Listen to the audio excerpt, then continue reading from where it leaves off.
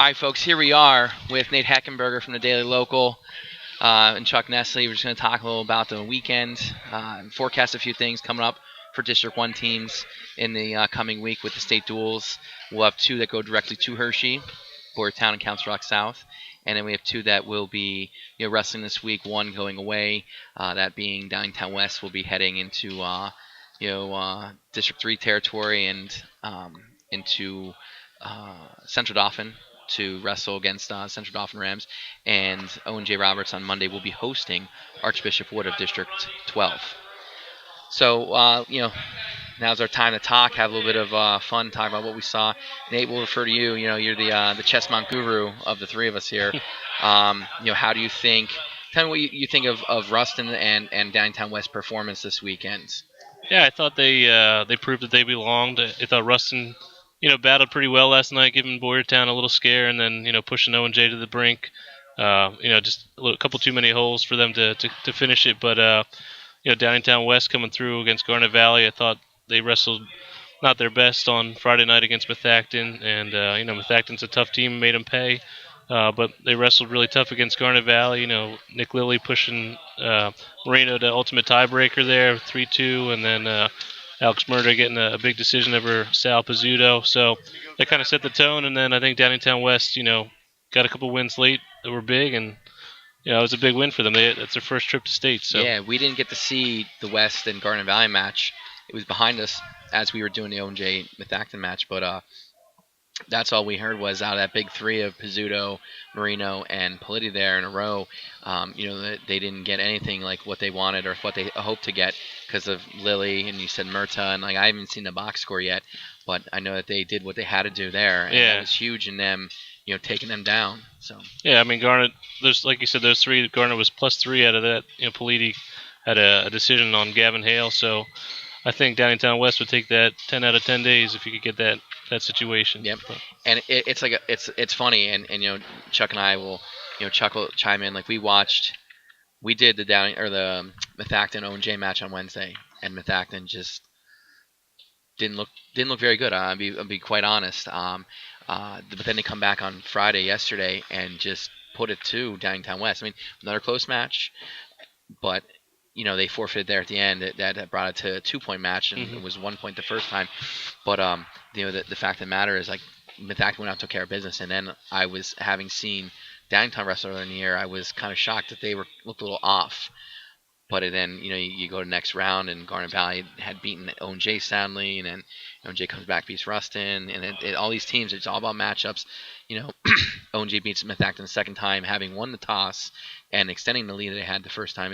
It's just funny how it works out this way. And I really thought going this weekend that Garnet was probably a lock to get in, and unfortunately they're sitting home. I'm glad I didn't put any money on it. Yeah, no, I mean, like the forum said, people talking about how it's a year of the matchup and a year of the coin toss and a little bit of fun with that, but it's true. That half the teams that won the quarterfinal matchups are going home, and the losers are Downingtown West and O&J.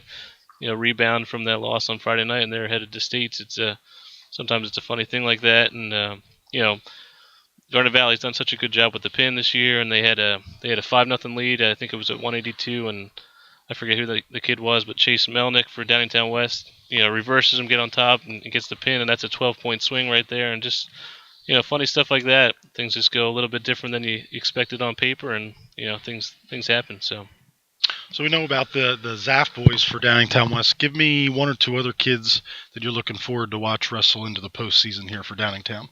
Yeah, I mean they have those kids, those solid kids in the middle. Nick Lilly kind of made a name for himself, keeping it close against Marino. A tough loss against Petrocelli in the Conci final.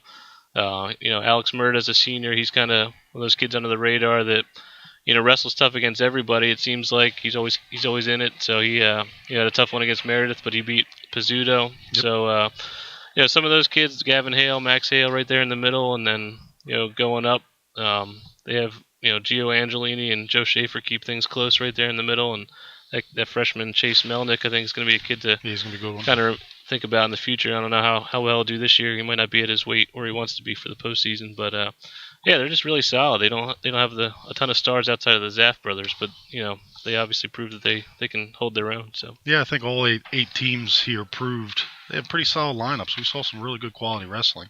Boardtown and Council Rock, I think, are a little step above everybody, but the next 6 teams really did a nice job of kind of battling each other. Again, it came down to a lot of matchups. Super impressed with the competition Yeah, the past definitely. 2 days. I'm gonna go out. Speaking of the Zaff boys, I'm gonna go out. I don't really think it's a long limb and say Zaff now has to be the hands-on favorite as a regional champ here in District One. Maybe some of his toughest competition is maybe Mendez. Morbido, Mendez. But after watching Zaff wrestle Meredith last night and dig deep and win it like he did, it's hard to look past that right now for me. And like I said, I'm gonna say he's my hands down favorite. I'll probably get some flack on the forum from that. Hey, there's a talented kid from Council Rock. You never count them out No, just with the no. program that they have and the coaching staff and Yeah, those kids they're always in it. So yeah, we just talked with Brad, and they're those guys are peaking, and that's one of the guys he talked about as one of the guys committed to as he put it, the lifestyle. mhm. And yeah, I mean he's tough. We just watched the final, but so like I said, I prepare to take some flack on that comment. Yeah. We talked about the forum. You like the North boys, right? Nah, well, No. no, I mean, man, hey, Doug's from the south. He's from the south Oh, side, okay, yeah. so supporting the chess mod. There you go. But 2 teams from Chester County headed to states. How about that, huh? yeah, how about that? But with the postseason lurking, league championships, give us your thoughts on who's going to win the league tournament there for Chessmont. I think Downingtown West is the favorite. I think Ruston can make some noise because they might actually get a couple more finalists. I haven't really it's hard to tell without seeing any brackets yet, but they have maybe more top end talent that reaches finals. But I think West will get a lot of kids through to districts and probably to regionals too with the district that they're in. So. Yeah, and the Chessmont has some quality teams and a lot of solid individual wrestlers, which kind of clouds that whole thing. Like you were saying, you haven't seen brackets yet, and who knows who gets beat where. But we're looking forward. I know we're looking forward to the postseason and seeing where things go. And this week coming up, and getting down to Hershey for team states, and that week off, and then it's leagues, and yeah, we hit the ground running already. Right? Yeah, we hit the ground running, and it's a crazy 4 weeks. So that's the best time of year, right? we were talking about most wonderful time of the year. Yeah, there's four great weekends. I think you can't beat that, Yeah. So Our wives might disagree, but probably, but yeah. So, all right, Chuck. Nope, thanks a lot. Good. Enjoyed Nate, the weekend. As always, a pleasure talking with you. Pleasure The talking Yeah, to you thanks guys. for the input. Thank you. sometime throughout the postseason, and we'll talk to you soon. Hope to get some feedback on the forum. Thanks. Have a great night.